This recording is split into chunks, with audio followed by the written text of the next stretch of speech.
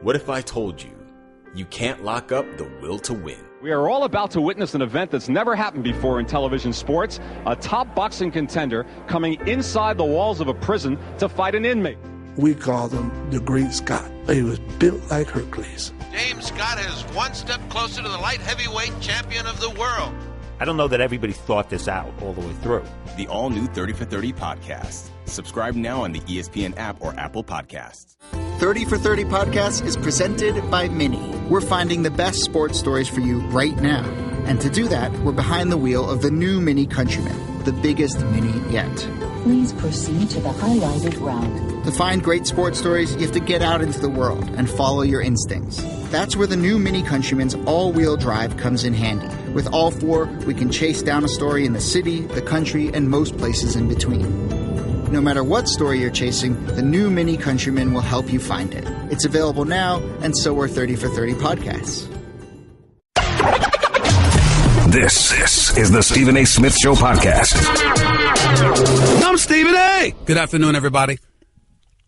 Welcome to the latest edition of the Stephen A. Smith Show, coming at you as I love to do every weekday over the airwaves of ESPN Radio. That's 98.7 FM in New York City. That's 710 ESPN in L.A. And, of course, nationwide over the airwaves of ESPN Radio, Sirius XM, Channel 80. Number to call up, as always, is 866-729-ESPN. That's 866-729-3776, 866-SAY-ESPN. We got a lot of stuff to get into today. I am not sick. I'm feeling just fine. I sound the way that I sound today because as much as I plan on talking about all the NFL action that took place this past weekend, especially considering the New York and L.A. markets literally having identical stories with two underachieving teams and two overachieving teams to talk about, along with the Patriots losing yesterday, Cam showing up and winning. Deshaun Watson may be the best quarterback in the state of Texas right now.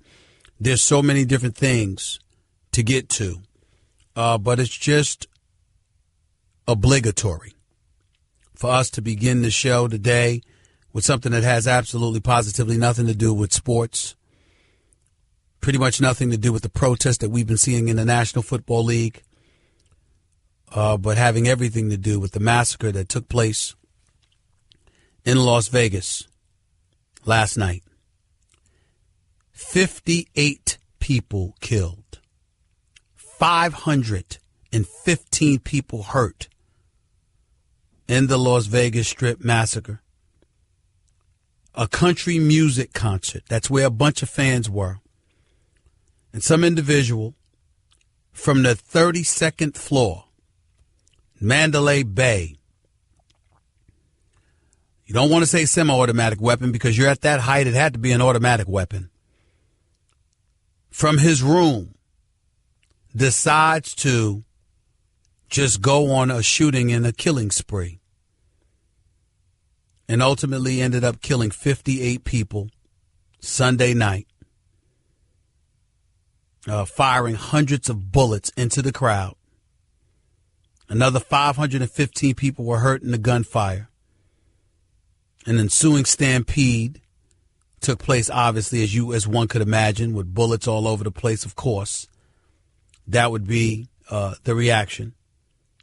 The shooter was a 64-year-old white male, Nevada resident. His name was Stephen Paddock, Paddock. He killed more than 50 people before turning the gun on himself once police discovered where he was and was coming in to get him. Police found 10 rifles inside his hotel room. They said they believed the individual killed himself prior to their entry.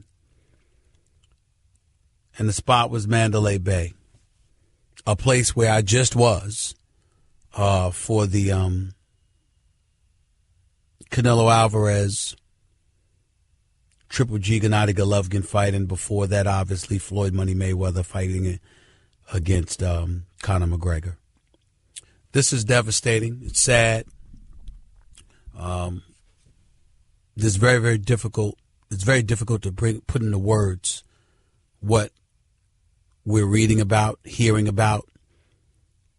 watching on television, etc. And my final take on First Take today, I alluded to that. I mentioned the release of O.J. Simpson from prison in the wee hours of Sunday morning, hours before this massacre had taken place. He was let out of his correctional facility in Nevada. And obviously, O.J. has nothing to do with this and what transpired. But I also alluded to the fact that during those times where tensions existed and what have you, we sort of normalized violence. We got to a point where we normalized so many different things. Folks back then were hell-bent on letting the world know this is what we've been suffering as a community, as a minority community. You see what it feels like now? That obviously has nothing to do with what transpired in Las Vegas, but what is relevant, what needs to be said is that we got to find a way to come together. Politics aside, tensions aside, whatever the case may be, there are worse places we could all be living in. There's worse countries we could be representing. Dictatorships, massacres, epic violence, inhumane activity, and beyond. There are worse places than the United States of America. And in the throes of all of this, while we sit here and we lament the state of affairs that's going on, I think it comes a point in time where, as our former president, the 44th president of the United States, Barack Obama once stated, we're not a blue state, we're a red state, we're the United States of America. We got to come together.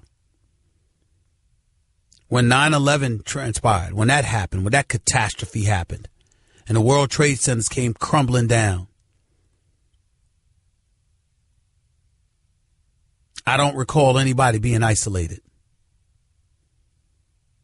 I don't recall anybody being prejudiced against but Americans. America was under attack. Whether you're black, white, Latino, Native American, didn't matter. You were under attack. And on that particular day, not that anything good could ever come from a catastrophe, a tragedy like that, of such epic proportions. But the one thing you were that day was an American. And in a roundabout way, it's sort of getting to that point now. I'm a black man that is fully aware of the kind of things that Colin Kaepernick talked about when he talked about oppression and all of this other stuff and police brutality and everything like that. But I got to tell you something. I don't like seeing any football player, any American, on one knee in protest of anything when you over there in London, England for a football game. These are heightened, sensitive times. And yeah, we got problems that we need to fix and alleviate. And yes, we need to come together. There is no doubt about that. And yes, this country is imperfect in many ways. But sometimes we got to think beyond ourselves and our own individual ailments, even our ailments from a community perspective, and come together as Americans. And I'm not trying to sit up here on some high horse acting like I got all the answers, like I'm right about everything. I don't know how. But I know that something needs to be said and something's got to be done, because the direction that we're going in, if we're not careful, we're going to see stuff like what's transpiring in Las Vegas and we're going to shrug our shoulders to it. Oh, well, that's the way it goes. That is not who we are. That is not who we need to be as a nation. Somehow, some way, we got to figure out a way to engage in what I would like to describe as collective condemnation towards anything or anyone who wants to threaten and compromise our way of life as a nation. Believe it or not, whether it's the Orlando nightclub where 49 or 50 people were killed, whether it's this right here, we got to come together. We're going in the wrong direction. And yes, football players and others may have helped in some way by assisting and bringing attention to the need for unity. But instead of bringing attention to it, now it's incumbent upon us to become unified. Not just bring attention to our lack of unity and the need for unity, but it's to actually come together and be unified.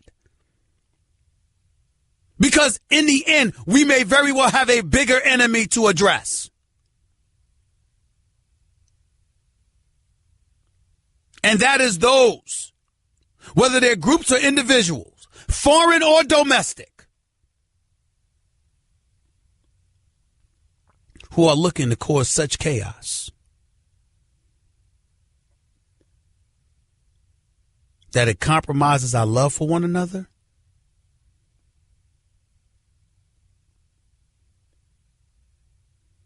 and the belief we have in one another to come together. 866-729-ESPN. That's 866-729-3776.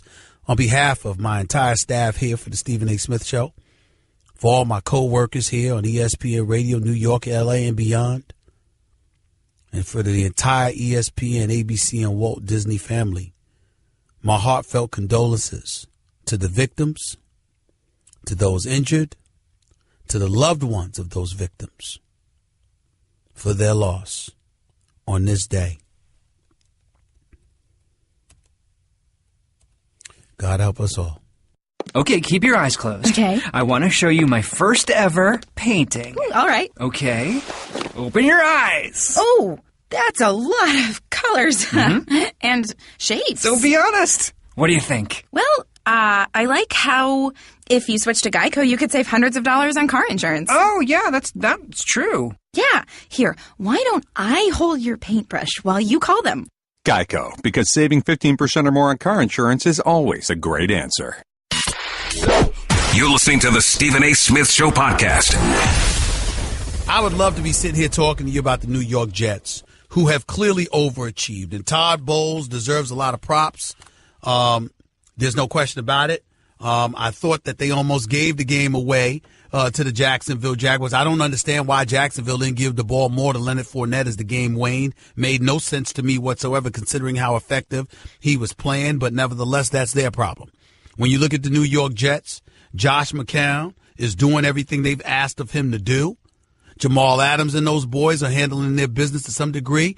Our props and condolences simultaneously to Coney Ealy of the New York Jets, whose sister had passed away just a few days ago. We learned from the New York Jets following the game. Had four passes defended, got an interception as well, played his heart out, no doubt inspired by the loss of his sister. Certainly most of us can relate to that. We appreciate that effort.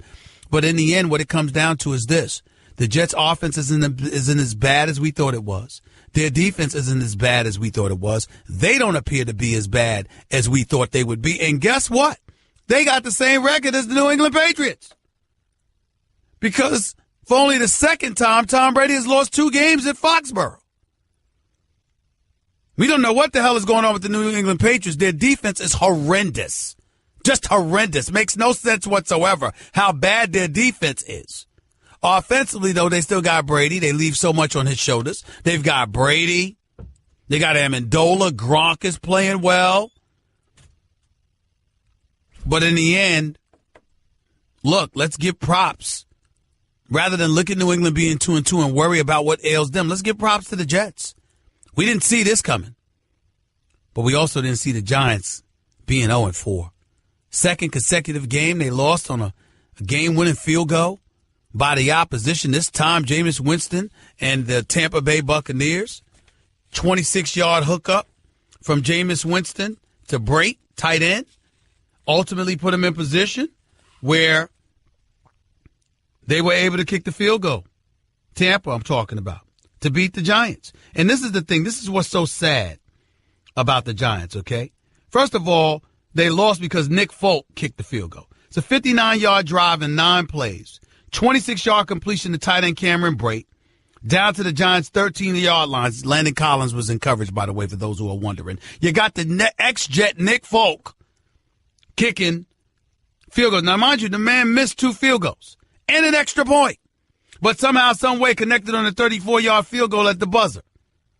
So the Giants are now 0-4. First 0-4 start since 2013 when they were 0-6 under Coughlin. McAdoo's talking about we got to win a damn game. He's frustrated. Frustrated with himself, frustrated with his teammates. The only person trying to sound optimistic is Justin Pugh, talking about can't wait. It's going to be effing awesome. I can't wait till we do it when we come back and win and find ourselves in the playoffs after this 0-4 start. Well, good luck with that thinking. Good luck with that. And this is the thing. Before, the Giants couldn't score. Last 2 weeks, you got a tie or you got the lead, and you can't stop anybody on the defensive side of the ball when you're a year removed from paying over $200 million to buffer your defense. This is the one concern we didn't think we were going to have about this team this year. But here we are. And oh, by the way, how did the Giants lose? When you consider they didn't commit a single turnover, nor did they surrender any sacks. So guess what? You can't blame this on the offensive line this time. Can't do it. Offensively, you put up 23 points. You had the lead and couldn't stop Jameis Winston. Plain and simple. And let's not forget that the Giants left points on the board, too. This kid, Aldrick Rosas, that's what I'm going to call him, missed a 43-yard field goal in the fourth quarter. That damn thing was so far right, the fans were cheering the minute his foot touched the ball. That's how bad it was. I mean, it was like the wind took it and blew it to Orlando. That's how bad it was. I mean, that was just an awful kick. So they left points on the board. What about the wide open touchdown O.J. Howard got? Where were the Giants' defense? I mean, they were literally on the other side of the field. How can you be that fooled? How? It's just bad. And on the L.A. side, let's give props to the Rams. This kid, Jared Goff, has been playing well. I wish that I could take something away from him. I can't do it. The kid has been playing well. I can't take anything away from him. He's been doing the job thus far, ladies and gentlemen. We didn't see this coming. We didn't suspect it. I hope everybody knows what this means. First of all, we have to give the Rams some respect. Sean McVay's doing a hell of a job. Hell of a job. Innovative offensively, young, seems to have the pulse of the team. They seem to have a lot of respect for him. Okay? Wade Phillips being your defensive coordinator going up against the Cowboys yesterday. You know he was going to show up and he was going to have those boys ready. Now, this is a Rams team that's ranked 28th defensively. They still got problems defending the pass. They rank 14th. Don't get me started with their run defense. They're the third worst run defense in the NFL. But somehow, some way, led by Jared Goff, who was considered a bust and a scrub as a rookie, this brother has the Rams having the number one offense in the NFL. Number one in points, fifth in yards, fifth ranked passing attack.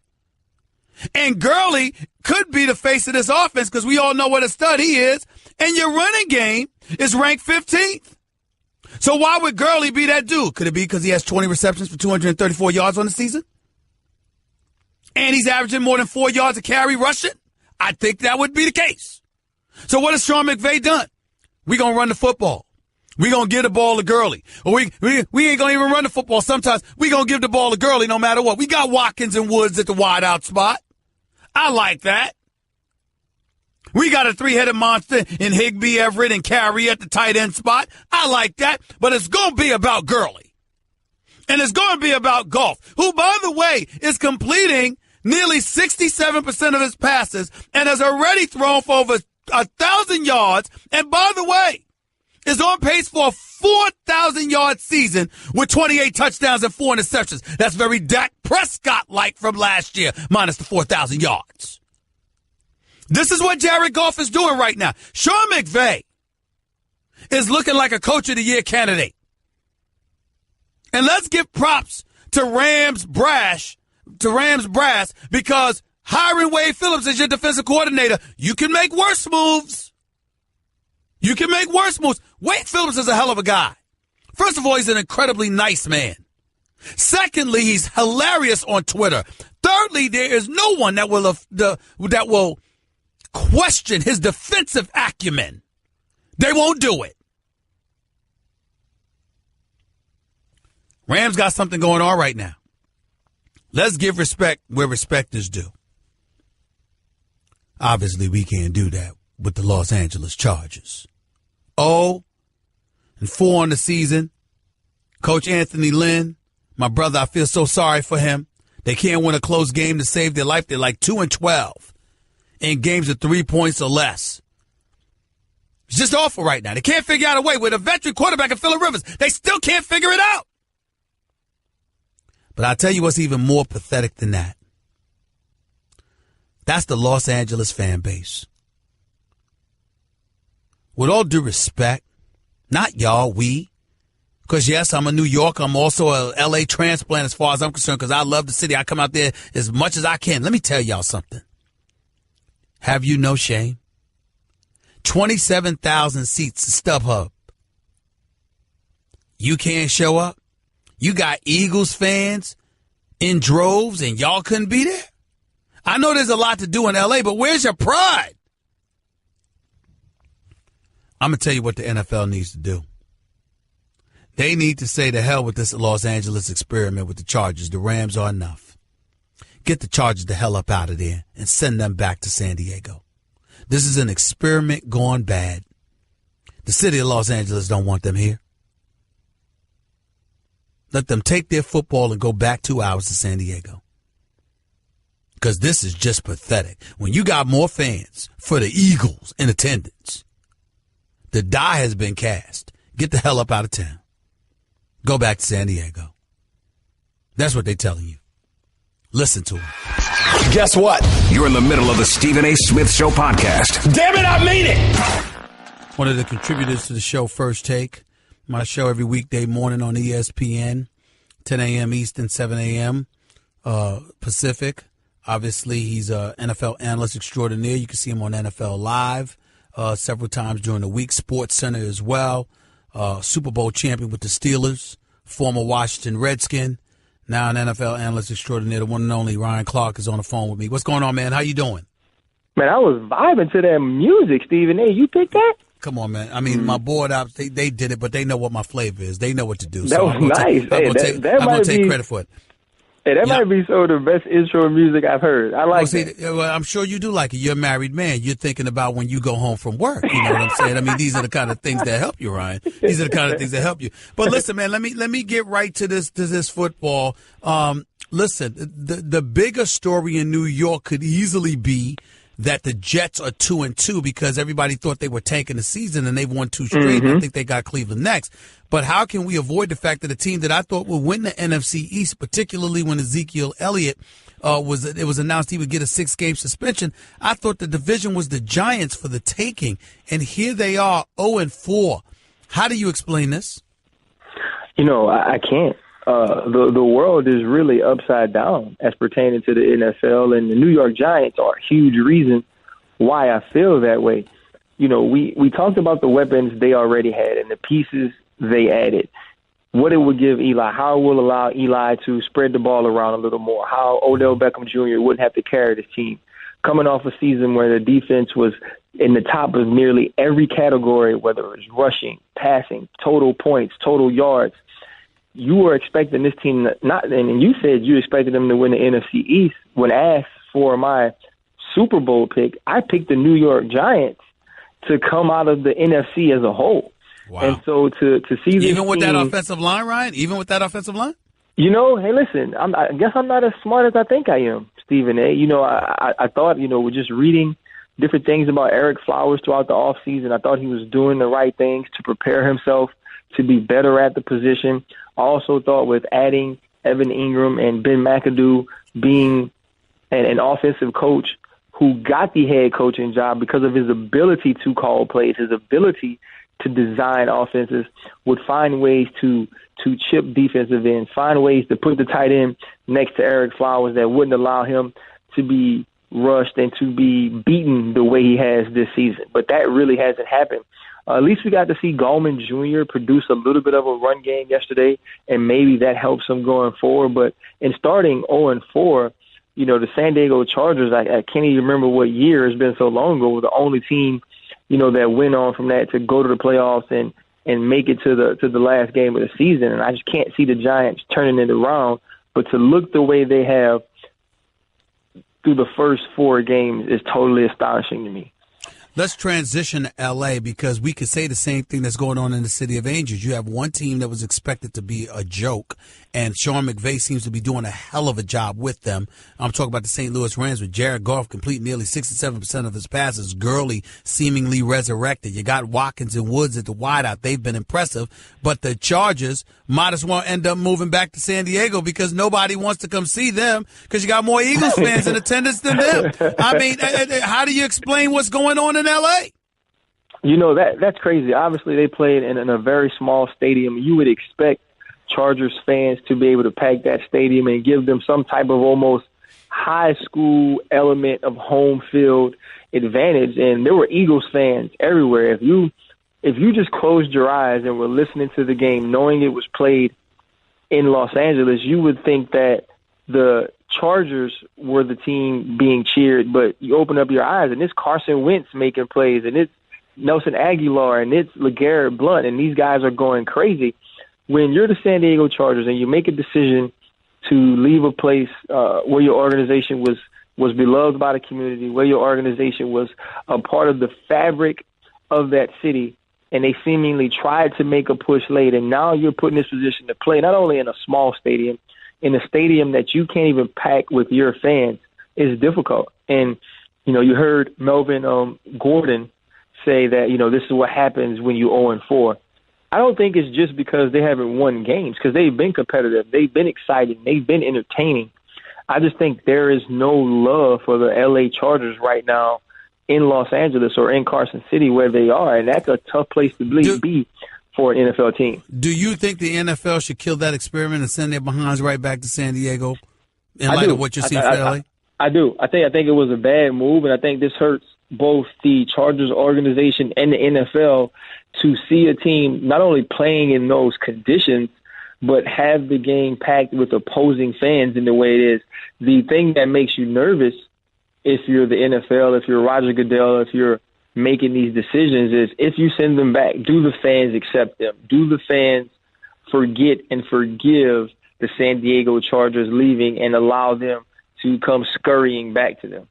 Before I let you get on out of here, Ryan Clark, on a different note, we saw a lot of players kneeling and standing or whatever. Beast Mode just sitting. He wouldn't kneel or stand, been sitting and talk about Trump versus the rest of us or whatever the shirt said. I will say this to you. One thing I don't like is to see that when we leave the country and go to another country like London, England, to play a football game. I don't like to see that at all, particularly in these times of troubles. What are your thoughts about all of that? I think Stephen A. This it is now taken on a narrative that Colin Kaepernick never intended. We are getting further and further away from protesting police brutality, from protesting social injustice, and now we're getting into First Amendment rights and freedom of protest. And so I think that's the part that saddens me. For me, if you're not kneeling because you're fighting the social injustices, if you're kneeling because you've been challenged by the president, if you're kneeling in spite of something else, I don't think you're helping the cause. If you're a team who is now promoting standing for the national anthem, kneeling before, just so players don't have the right or don't have the choice to protest during the anthem, you are also doing those players, this country, this cause an injustice. And I think, that there are some parts of me that are appreciative of where it's starting to go, in the sense that you have a PA announcer, speaking on injustice and speaking on inequalities, those still being booed because they took a knee, period. Not because they kneeled during the national anthem in Baltimore, just because they took a knee, period.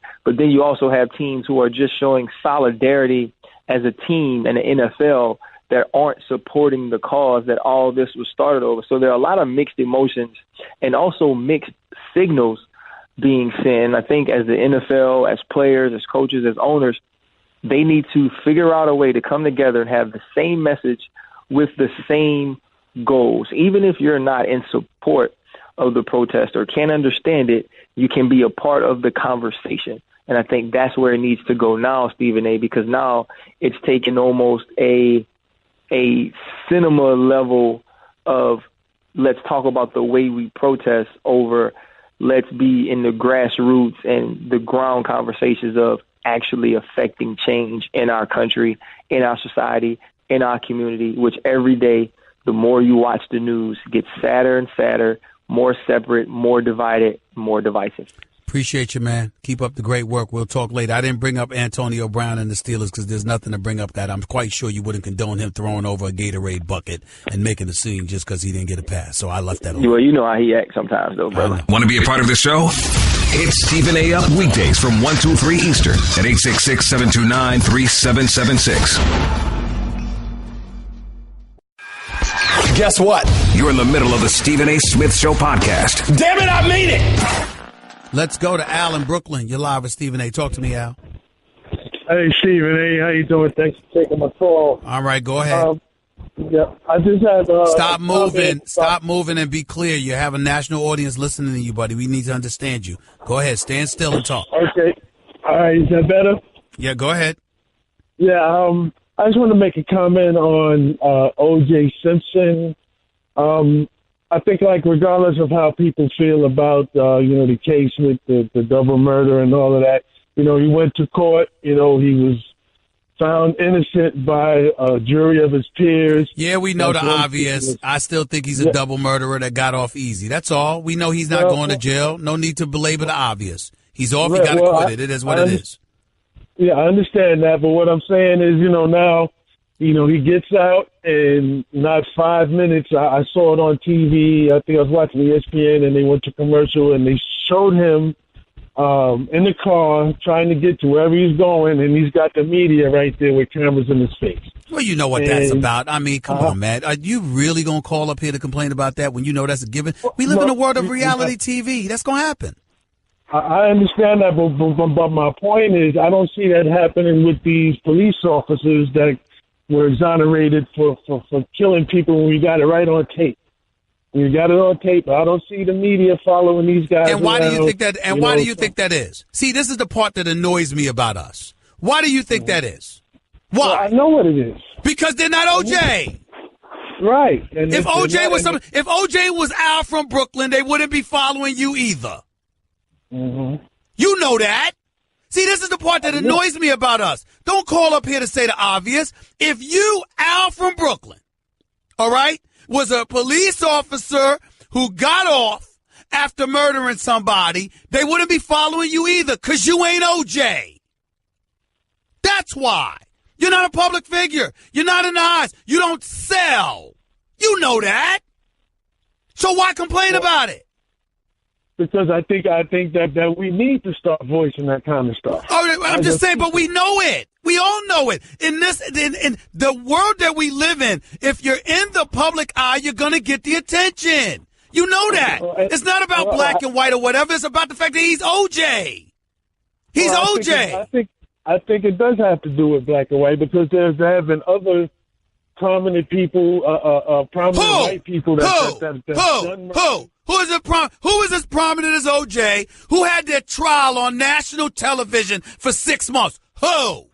Go ahead. Nobody. And that's because he's a black man. A black man. So in other words, OJ had the trial of the century, where Johnny Cochran represented him. It was because he was black. Man, bye. Have a nice day. See, these are the kind of arguments that hurt our community. Because it's emotional, it's not fact. It's not fact. Let Brad Pitt be arrested and indicted on double murder charges. Let Seinfeld be indicted and prosecuted on double murder charges. You think they ain't going to end up in the news? Everything ain't because somebody's black. I'm not saying that reality doesn't exist. I'm saying that when you use it for every damn argument, nobody wants to hear it when we have something really substantive to say. Hour number 2 up next. That's just a sample of what you'll hear on the Stephen A. Smith Show. Weekdays at 1 p.m. Eastern on Sirius XM Channel 80 and the ESPN app.